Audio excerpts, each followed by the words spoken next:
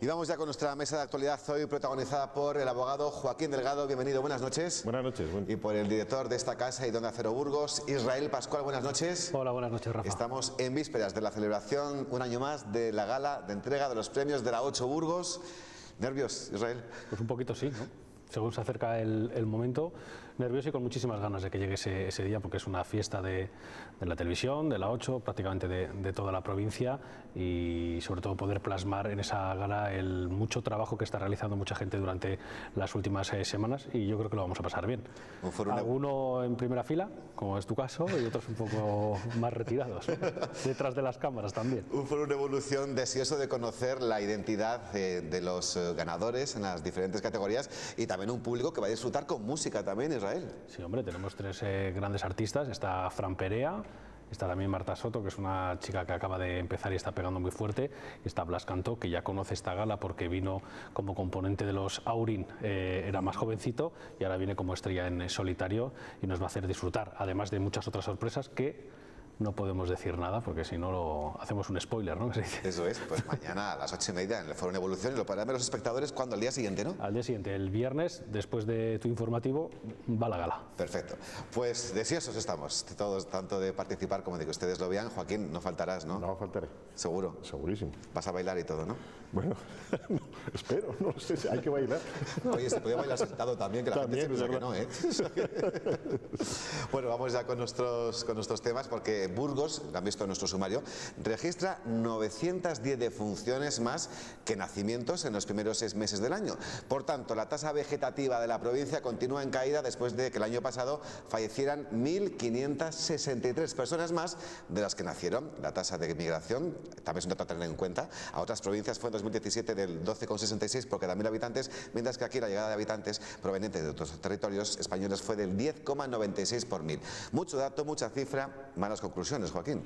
Bueno, son malas conclusiones, pero hay que partir de una base, que es un problema del primer mundo, no es un problema del tercer mundo. Pero como al ser un problema del primer mundo, lo que hay que es valorar cuál es la estrategia que hay que seguir ante un problema de crecimiento negativo, ¿no? Y lo principal que hay que darse cuenta es que aumenta muchísimo, no solamente porque disminuya la población, sino que lo que aumenta muchísimo, porque es un problema del primer mundo, es la población mayor. Y cuando aumenta la población mayor también hay otro problema añadido, y es que cuando la esperanza de vida es muy grande, el momento en el que la gente puede disfrutar más de la vida es precisamente el momento en el que tiene más enfermedades y tiene más posibilidades de que su calidad de vida sea peor, y por lo tanto pues son problemas que van dando la medida de que esto es un tema estratégico que hay que tomar en cuenta, además de crear también algún beneficio, aunque sea pequeño, como es el que los gastos de educación se pueden repartir mejor entre menos gente, ¿no? Con lo cual, bueno, es un claro oscuro, pero lo que sí es cierto es que tenemos que tomar medidas, porque el crecimiento negativo, si se va aumentando muchísimo en el tiempo, es un problema muy serio. Para tomar medidas primero hay que saber las causas. Causas hay muchas, Israel. Casos hay muchas. Decía que igual la educación costará menos porque hay menos niños, pero lo que se va a disparar es el gasto sanitario y farmacéutico,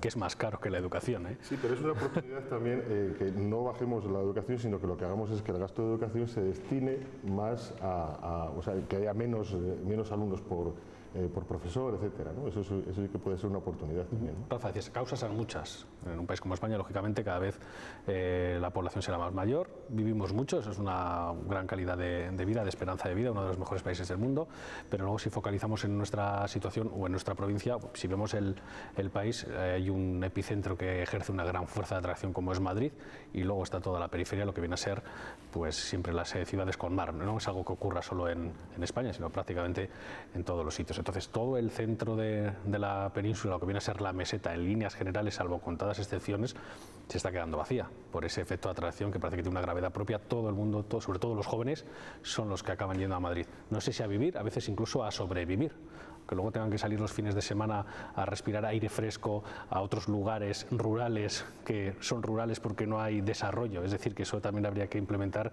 medidas positivas para que la gente pueda vivir en otros lugares, que no sea solo las grandes ciudades. En Burgos está la situación de la capital, que es una situación bien diferente a la de los pueblos. Los pueblos cada vez hay menos gente, la gente que hay cada vez es más mayor, y eso todo el mundo lo da por sentenciado. No es de boquilla hablar de la despoblación, hay que hacer medidas, no, lo que hay que hacer realmente es una discriminación positiva. No puede ser que dice, tú quédate en el pueblo, sí, ¿qué hago en el pueblo? ¿Puedo montar una industria? No. ¿Tengo comunicaciones por carretera fáciles de llegar? No. ¿Tengo facilidades de comunicación vía internet, etcétera? Tampoco. ¿Tengo servicios? Tampoco. ¿Qué haces? Te marchas a la capital, a Burgos, a Madrid, a Bilbao, a Barcelona, a donde sea. Eso explica claramente el dato migratorio. Hay muchos polígonos vacíos en los pueblos, ¿eh? Sí, sí, que te decía que eso explica claramente el dato migratorio que estábamos hablando, pero luego también hay que explicar otra cosa. ¿Por qué nacen tan pocos niños ahora, no? Sí, es que eso es otro problema diferente. Claro, es que son dos fenómenos complementarios. Uno es el crecimiento negativo y otro es la despoblación de determinados núcleos rurales. Que tienen que ver los dos, y los dos son grandes problemas, y sobre todo son cuestiones que deben ser estratégicas, es decir, tienen que ser, como ahora dicen, transversales. Es decir, cuando uno se plantea cualquier medida que pueda hacer, me refiero a medida política o medida estratégica, lo que tiene que hacer es pensar qué efecto tiene en la población, qué efecto tiene en el aumento de la población y qué efecto tiene en la distribución de la población de determinados lugares que no están siendo bien distribuidos, como son los pueblos, o también ver qué modelo queremos, es decir, si queremos pueblos pequeños, si queremos comarcas, porque durante el fenómeno de la industrialización se produjeron fenómenos como, por ejemplo, el más claro de la ciudad de Zaragoza, en la que toda la población de los alrededores se fue a Zaragoza. Y lo que creó fue una ciudad excesivamente grande alrededor de un desierto, bueno, pues prácticamente inmenso, ¿no? Entonces hay que tener mucho cuidado porque tendremos que tratar de provocar comarcas que tengan la suficientemente fuerza para atraer a la gente y que podamos tener también las posibilidades de atraer también a determinados negocios que puedan estar en sitios que no sean excesivamente pequeños, ¿no? Y seguir trabajando empezar a trabajar por fin en la conciliación.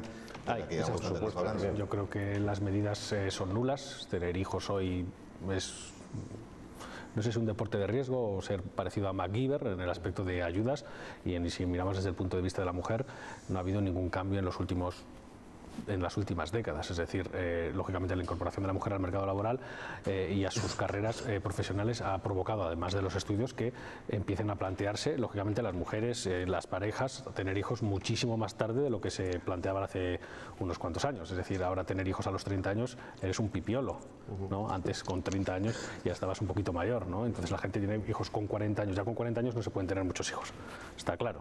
Y el que los tiene sabe por qué de lo que estoy hablando. Entonces es muy difícil conciliar y por lo tanto tienes que decidir y empiezas a pensar en la paternidad o la maternidad mucho más tarde de lo que se podría hacer o lo que se hacía anteriormente. No hay ningún tipo de ayuda y es un poquito echarse la manta a la cabeza y tirar para adelante, ¿no? Y sobre todo que parece que quien está empezando a conciliar son las grandes empresas, que eso sí que es cierto, ¿no? Y sobre todo en grandes ciudades también es verdad.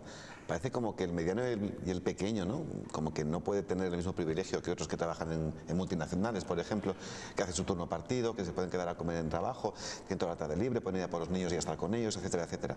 Sí, es verdad. Lo que pasa es que también es cierto que en determinadas empresas de servicios es posible que haya más conciliación en el futuro, pero siempre y cuando tengamos herramientas, como por ejemplo, como ha dicho Israel, las herramientas de comunicación son fundamentales. Es decir, en el futuro posiblemente las grandes empresas de servicios puedan realizar teletrabajo con controles y de los trabajadores muy buenos, pero claro, se necesita que efectivamente pues haya esta tecnología que permita hacer eso, ¿no? Con lo cual es posible que en ese sentido haya más conciliación.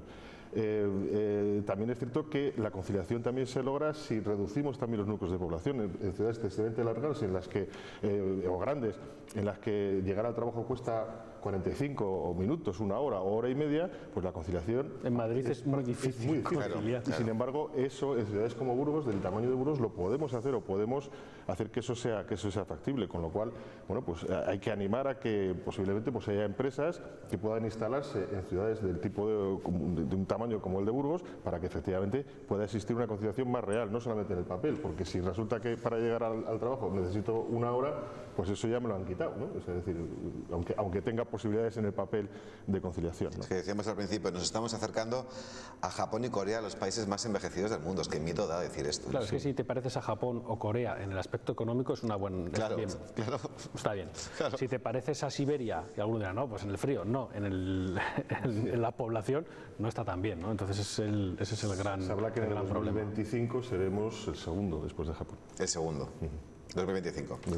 Que no queda nada. Bueno, pues vamos con más cosas. La Jefatura Provincial de Tráfico considera positiva la respuesta de la antigua AP1 en este pasado puente. La intensidad de tráfico ha sido muy alta, llegando a los 3.800 vehículos a la hora en algunos momentos, pero sin retenciones muy significativas. El jefe provincial de tráfico ha declarado que la circulación de vehículos pesados no ha sido significativa y que todavía hay una circulación residual de camiones por Nacional 1. Lo que no se sabe es si es porque ellos desconocen que la AP1 ya es gratuita o por decisión propia. Yo creo que un transportista no desconoce en absoluto qué autopistas tienen peaje o cuáles no lo tienen. Difícil que lo desconozca. El día de la apertura todavía, pero a partir de ahí... Sí, hacen sus cálculos en función del kilometraje fundamentalmente, y entonces, bueno, pues si les sale más rentable, pues lo harán así. Hombre, el factor tiempo también es importante. Si ven que esa ecuación entre tiempo y kilometraje es positiva en la Nacional 1, irán por la Nacional 1, y si es positiva en la A1 ahora ya no, irán por la A1. Luego también hay una cuestión que vamos a ver un paisaje, los que estábamos acostumbrados a ir por esa vía, un paisaje totalmente distinto, ¿no? Es decir, bueno, pues ahora antes no se veía prácticamente camiones, ahora veremos camiones en el carril derecho prácticamente todo el rato, el carril izquierdo ocupado. Bueno, pues yo creo que eso es una cuestión que iremos viendo con el tiempo, y habrá que armonizar y también, pues igual posiblemente habrá que hacer funciones de armonización y de complemento entre las dos vías, ¿no?, para que sean lo más eficientes posibles. Bueno, hay que tener en cuenta que la Nacional 1, para ser solo una nacional, tenía sus deficiencias, pero con muy poquito tráfico es una buena carretera, salvo, bueno, nos olvidamos de Pancorbo, ¿no?, que es un desfiladero realmente complicado, pero el resto ha tenido su inversión, tiene su anchura, tiene sus carriles, tiene sus zonas de adelantamiento. Si baja tanto el volumen del tráfico, va a ser mucho más cómodo circular por ahí en líneas generales. Ya se ha visto también en los límites de velocidad, ¿no?, que hay grandes rectas que sin camiones por delante que adelantar, alguno pues le pisa un poco al acelerador más de la cuenta, y eso habrá que vigilarlo, porque a mayor velocidad ya sabemos que hay más riesgo. No creo que los transportistas desconozcan la medida. Yo creo que aún estarán haciendo cábalas y irán probando, porque generalmente las rutas son muchas veces las mismas. Harán un par de pruebas o tres. Está claro que no pueden ir a más de 90, 100 como mucho por esos tacógrafos y esos limitadores de velocidad, y por lo tanto, si hay menos tráfico además, tienen menos coches en que les puedan generar algún problema al camión en sí, porque se pongan a adelantar y solo hay un camión en vez de 15. Algunos seguirán yendo por la Nacional. Cierto es que a nivel, pensando un poco en los negocios que había en la Nacional, hay varios puntos en los que no va a haber grandes problemas en el momento en el que estén indicados, que son los puntos donde había exactamente un peaje. En Rubena, donde vemos que hay un área de servicio y un hotel; en Briviesca, que también hay restauración y alguna cosa más; y en Pancorbo, que también ocurre lo mismo, que donde muy fácil puedes salir, echar gasolina y volver. Habrá más problemas en otros lugares, como, no sé, en la zona de la Brújula, o Santa María Ribarredonda también, que están en esos puntos intermedios en los que no vas a deshacer camino o hacer mucho camino por la Nacional. El resto veremos a ver. Yo el domingo vi mucho camión en el carril derecho y tráfico lento en el izquierdo de vehículos que quieren adelantar a todos los camiones. Claro, era una vuelta a operación retorno del puente, pero había esa situación. No, suele ocurrir, y si un camión se pone a adelantar a otro camión, ya sabes que puede estar un buen rato detrás esperando. Claro, es un paisaje que a veces observábamos también en la A1 en dirección Madrid, ¿no? Y aparte, que lo comentábamos antes, tenemos una cultura, los conductores, de huir del carril, los conductores como dicen, de turismos, ¿no? De alergia al derecho.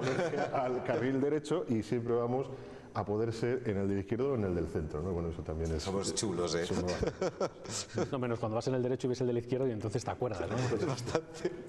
Bien, vamos con una última cuestión, porque por primera vez, se dice pronto, desde que es presidente del gobierno, Pedro Sánchez ha respondido con firmeza y sin medias tintas a la Generalitat de Cataluña. Ha acusado a Quim Torra de mentir, hacer manipulación inadmisible, y le ha advertido de posibles consecuencias si no garantiza la seguridad en Cataluña y se salta la Constitución. De momento, del artículo 155, nada de nada.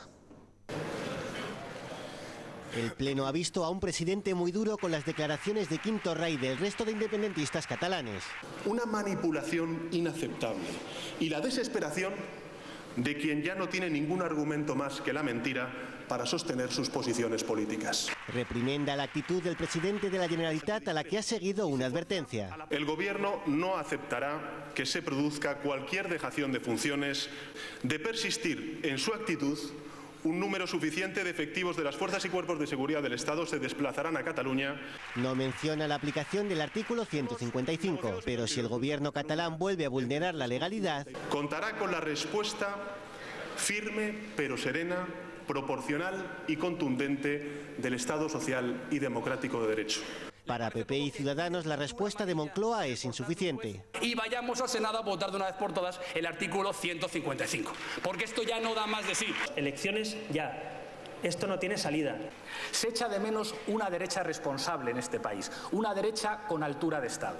Los independentistas responden a Pedro Sánchez con otras advertencias. Yo creo que la no negociación será su tumba política. El presidente del gobierno ha vuelto a rechazar un referéndum en Cataluña, porque dice que este tipo de consulta partiría en dos a la sociedad. Pues aunque lo nuestro sea la burgalés, es sin duda alguna el tema del día en el ámbito político nacional, pero Sánchez no nombra la aplicación del artículo 155, Joaquín, porque no lo cree necesario o por miedo a que se enfaden sus socios políticos, tipo Podemos, etcétera. Pues la verdad que no lo sé, porque es todo encaja. O sea, es decir, el asunto es que, no, sobre todo, que yo creo que no pide el 155 porque para pedir el 155 necesita el Senado, y en el Senado ahí manda el PP, con lo cual sería, pues, de alguna manera una bajada de pantalones.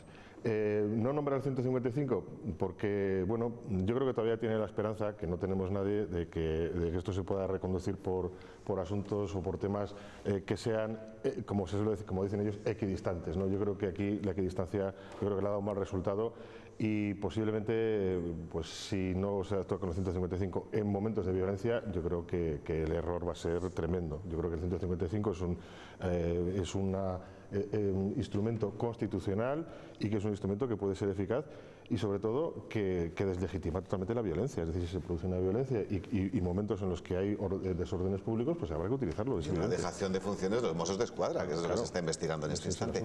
No olvidemos que el asunto catalán, aunque parezca que solamente es de Cataluña, no es de Cataluña y de hecho ha estado muy presente en las elecciones andaluzas, y de ahí el resultado. Y de ahí viene todo lo que hemos visto hoy, claro, sinceramente. Rafa, Joaquín, yo creo que están locos por la música, tanto en Cataluña, los independentistas, como Pedro Sánchez, en aplicar el 155.